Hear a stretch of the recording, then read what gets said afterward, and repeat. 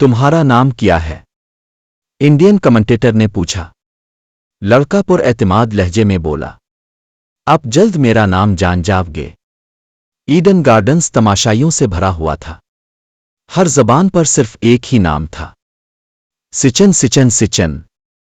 इस लड़के ने ओवर की पहली गेंद पर ही राहुल द्रविड़ को बोल्ड किया। अब उसका सिर्फ एक हदफ था, सचिन तेंदुलकर। अगली गेंद फेंकी गई और एक लम्हे बाद पूरे ग्राउंड में खामोशी छा गए। जिसे भारत क्रिकेट का भगवान कहता था वो बोल्ड हो चुका था। लड़के ने 27,000 इंडियन तमाशाई ही खामोश नहीं करवाए, बल्कि सिर्फ 2 बालों से 1 अरब 5 करोड़ इंडियंस को चुप करा दिया था।